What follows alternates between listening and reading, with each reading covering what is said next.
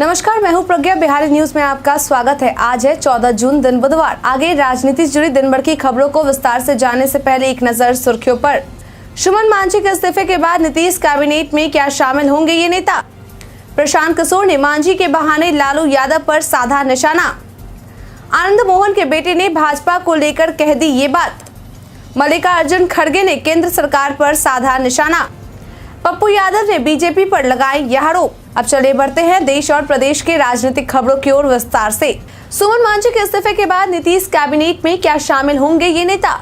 नीतीश के मंत्रिमंडल से जीतनराम मांझी के बेटे संतोष मांझी ने इस्तीफा दे दिया है। अब इसके बाद यह खबर सामने आई है कि सहरसा के सोनबरसा से 3 बार से विधायक बन रहे विधायक रत्नेश सदा को नीतीश कुमार ने अचानक फोन करके बुलाया है। साथ ही नीतीश कुमार ने कहा है कि अभी आप पटना में ही रहेंगे, कहीं जाएंगे नहीं। अब ऐसे में सियासी गलियारों में यह अटकलें देखने को मिल रही है कि संतोष मांझी की जगह अब रत्नेश सदा ले सकते हैं। चल रहे इन चर्चाओं के बीच अब रत्नेश सदा का बयान भी सामने आया है। इन सब बातों को लेकर उन्होंने कहा है कि अब बिल्कुल सत्य है कि मुझे सीएम नीतीश कुमार का कॉल आया था और उन्होंने मुझे पटना आने को कहा था, जिसके बाद हम उनसे जाकर सीएम आवास पर मिले, लेकिन उन्होंने इस मुलाकात को महज शिष्टाचार की मुलाकात बताया। एक बार फिर से आरोपों के घेरे में फंसे केजरीवाल। अभी हाल में ही आम आदमी पार्टी के प्रमुख अरविंद केजरीवाल पर सीएम आवास को शीश महल के रूप में बदलने के आरोप लगे थे, जहां केजरीवाल के खिलाफ यह मामला आया था कि उन्होंने सीएम आवास के रिनोवेशन में कुल 45 करोड़ रुपए खर्च किए हैं, जो तय सीमा से काफी ज्यादा थे। इनके अलावा आम आदमी पार्टी के भी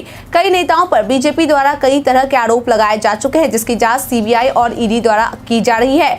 अब इसी कड़ी में एक बार फिर से केजरीवाल की मुसीबतें बढ़ सकती हैं, क्योंकि बीते ही दिनों एक प्रेस कॉन्फ्रेंस के दौरान बीजेपी विधायक रामवीर सिंह विधुरी द्वारा यह आरोप लगाया गया है कि पैनिक बटन के नाम पर टैक्सी और बस मालिकों से हजारों रुपए वसूले गए। साथ ही उन्होंने बताया कि ऐसे पैनिक बटन लगाए गए हैं जिनकी कीमत मुश्किल से 5 रुपए होगी, जो कि काम भी नहीं कर रहे। इतना कहते उन्होंने सीबीआई जांच की भी मांग की है। प्रशांत किशोर ने मांझी के बहाने लालू यादव पर साधा निशाना।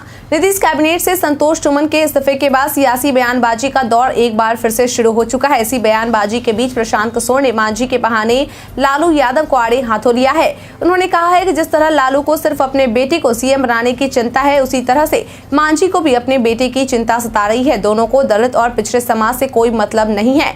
आगे उन्होंने कहा कि बिहार की जनता को लगता है कि बिहार में जाति की राजनीति हो रही है, लेकिन इसके कई उदाहरण हैं जो हमें बताते हैं कि बिहार में जाति की राजनीति नहीं हो रही है। आगे उन्होंने सवाल खड़े करते हुए कहा कि क्या किसी ने भी कभी सुना है कि जीतनराम मांझी दलित के लड़की को बिहार का मुख्यमंत्री बनाना चाहते हैं? जीतनराम मांझी सिर्फ अपने बेटे को मुख्यमंत्री बनाना के बारे में सोचते हैं।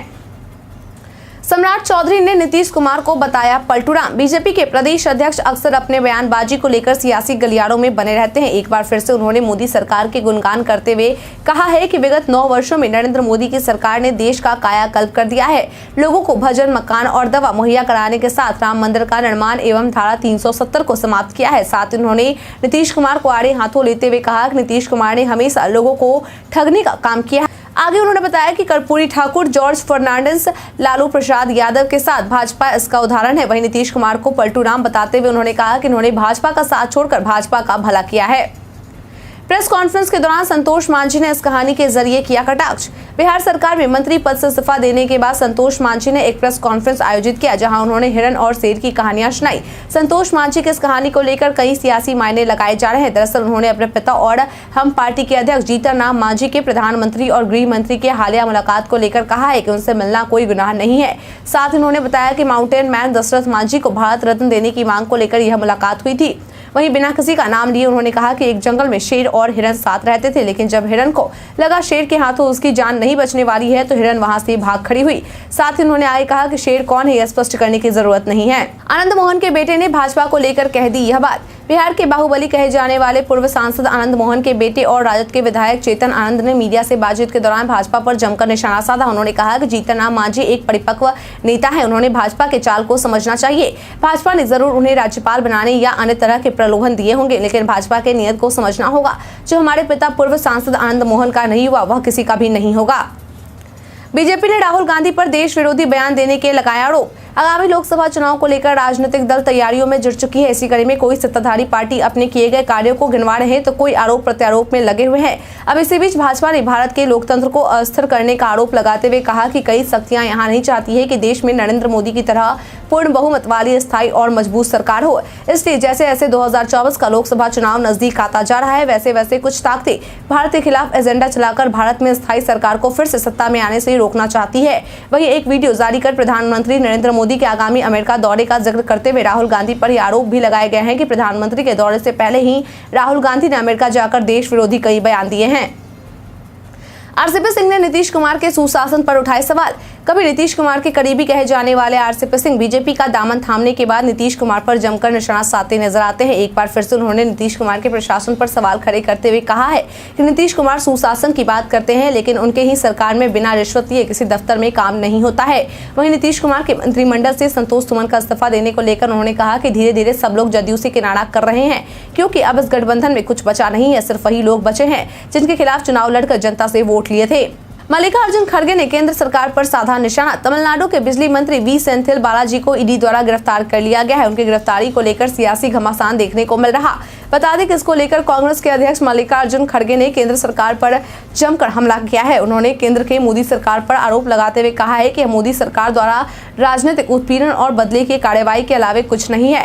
विपक्ष में हम में से कोई भी इस तरह के निर्लज कदमों से भयभीत नहीं होंगे। गौरतलब है कि बीते ही दिनों तमिलनाडु में बिजली मंत्री सेंथिल बालाजी के घर ईडी द्वारा छापेमारी की गई थी, जहां उन्हें मनी लॉन्ड्रिंग के केस में गिरफ्तार कर लिया गया था। नीतीश मंत्रिमंडल से बेटे के इस्तीफे के बाद जीतन राम मांझी ने कही ये बात। अपने ही बेटे संतोष मांझी के नीतीश कैबिनेट से इस्तीफे को लेकर अब जीतन राम मांझी का बयान सामने आया है। दरअसल उन्होंने कहा है कि हमने इतने दिन उन्हें देखा परखा, फिर जाकर यह निर्णय लिया कि अब इन्हें छोड़ना ही पड़ेगा। यह जनता की आवाज थी। आगे उन्होंने कहा कि नीतीश कुमार को हमने अपनी बातें कही। उन्होंने कहा कि पार्टी में आ जाए या फिर बाहर चले जाए, चाहे ललन सिंह हो, तेजस्वी यादव हो या नीतीश कुमार हो, मुझे किसी से व्यक्तिगत परेशानी नहीं है, लेकिन जनहित के साथ समझौता नहीं होगा। आरसीपी सिंह ने जदयू को लेकर किया यह दावा। चुनाव से पहले अक्सर राजनीतिक दलों में आरोप प्रत्यारोप का सिलसिला जारी रहता है। कई बार कई नेता अपने बड़बोल के कारण भी विवादों के घेरे में आ जाते हैं। अब इसी कड़ी में बीजेपी में शामिल हुए आरसीपी सिंह ने नीतीश कुमार को लेकर विवादास्पद दे दिए हैं। लिहाजा आरसीपी सिंह ने नीतीश कुमार की तुलना लोमड़ी से करते हुए कहा कि जब लोमड़ी को अंगूर नहीं मिलता है तो अंगूर खट्टे हैं। साथ ही उन्होंने दावा करते हुए यह भी कहा कि आगामी लोकसभा चुनाव 2024 से पहले जदयू का लालू प्रसाद की पार्टी आरजेडी में विलय हो जाएगी। विलय नहीं होने पर नीतीश कुमार की पार्टी जदयू लोकसभा चुनाव में एक भी सीट नहीं जीत पाएगी। पप्पू यादव ने बीजेपी पर लगाए यह आरोप। पप्पू यादव ने संतोष मांझी के इस्तीफे को लेकर बीजेपी पर बड़ा आरोप लगाया है। साथ ही विपक्षी एकता का भी समर्थन किया है। उन्होंने कहा कि बीजेपी की तुलना बड़ी मछली से करते हुए कहा है कि बड़ी मछली छोटी मछली को निगलना चाहती है। साथ ही उन्होंने कहा है कि संतोष मांझी ने अपनी पार्टी की साख को बचाने के लिए ऐसे कदम उठाया। खासकर चुनाव के समय में छोटी पार्टी इस तरह के सौदेबाजी करती है। चुनाव में महज 9 महीने बाकी हैं। अब इधर से उधर जाने का खेल चलता रहेगा। साथ ही बीजेपी पर आरोप लगाते हुए उन्होंने कहा कि संतोष मांझी के इस्तीफे में बीजेपी का हाथ है। बीजेपी पैसे का खेल खेलती है। राजद नेता के अपहरण और सीओ की पिटाई मामले में बढ़ सकती है इस बीजेपी विधायक की मुश्किलें। साहिबगंज विधानसभा क्षेत्र से बीजेपी विधायक पर राजद नेता के अपहरण कांड और सीओ कर्मचारी के पिटाई के आरोप लगाए थे। अब इस मामले भी बीजेपी विधायक की मुश्किलें बढ़ती ही जा रही है। दरअसल विधायक के खिलाफ इस्तीहार की अर्जी कोर्ट में लगाई है। पुलिस द्वारा कहा गया है कि कोर्ट की तरफ से आज की अर्जी मंजूर कर ली जाएगी। बता दें कि इस मामले को लेकर डीएम और एसएसपी से बीजेपी ने प्रतिनिधिमंडल ने निष्पक्ष जाँच की मांग की थी। साथ ही स्थानीय पारू थाना पुलिस पर एक पक्ष की तरफ से कार्रवाई करने के भी आरोप लगाए। बीजेपी नेता ने महागठबंधन के भविष्य को बताया अंधकार। राजनीतिक गलियों में महागठबंधन की एकता में हो रहे बिखराव को लेकर काफी चर्चाएं देखने को मिल रही। कहीं न कहीं लोग महागठबंधन के भविष्य को अंधकार में बता रहे हैं। शायद इसलिए भी क्योंकि अभी हाल में ही नीतीश सरकार से एक मंत्री द्वारा इस्तीफा दे दिया गया। इस इस्तीफे के बाद विरोधी दल लगातार महागठबंधन को सरकार निशाने पर ले रहे और भविष्यवाणी करने हुए बता रहे हैं कि आने वाले 2 से 3 महीने में महागठबंधन पूरी तरह से बिखर जाएगा। अब इसी कड़ी में बीजेपी के राकेश सिन्हा ने महागठबंधन को आड़े हाथों लेते हुए कहा है कि 2024 और 25 में उनका भविष्य अंधकार में है। साथ ही उन्होंने यह भी कहा है कि महागठबंधन में कई ऐसे नेता हैं जो मुख्यमंत्री के रेश में है और मेढक की तरह एक दूसरे का टांग खींच रहे हैं। बीजेपी द्वारा राहुल गांधी पर लगाए गए इस आरोप को लेकर उद्धव गुट के नेता ने कही ये बात। अभी हाल में ही ट्विटर के पूर्व सीईओ जैक डोर्सी ने केंद्र सरकार पर आरोप लगाए थे। उन्होंने कहा था कि कृषि कानूनों के खिलाफ भारत में हुए विरोध प्रदर्शन के समय सरकार ने आलोचना करने वाले कई ट्विटर अकाउंट को ब्लॉक करने के निर्देश दिए थे।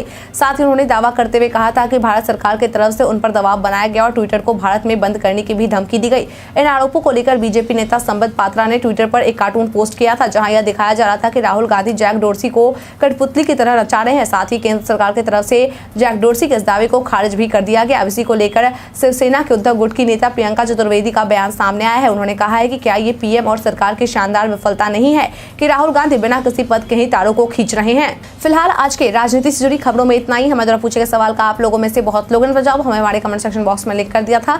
जिन व्यूअर्स द्वारा हमारे द्वारा पूछे गए सवाल का जवाब दिया गया है उनके नाम है मोहम्मद सकीर हुसैन, अनवर करीम खान, सृष्टि कुमारी, जितेंद्र ठाकुर। चलिए बढ़ते हैं आज के सवाल की ओर। आज का सवाल है, जिस तरह लालू को सिर्फ अपने बेटे को सीएम बनाने की चिंता है, वैसे ही मांझी को भी अपने बेटे की चिंता सता रही है। प्रशांत किशोर के इस बयान से आप कितने सहमत हैं? आपने जवाब हमें हमारे कमेंट सेक्शन में लिखकर जरूर बताएं। आज के लिए इतना ही, धन्यवाद।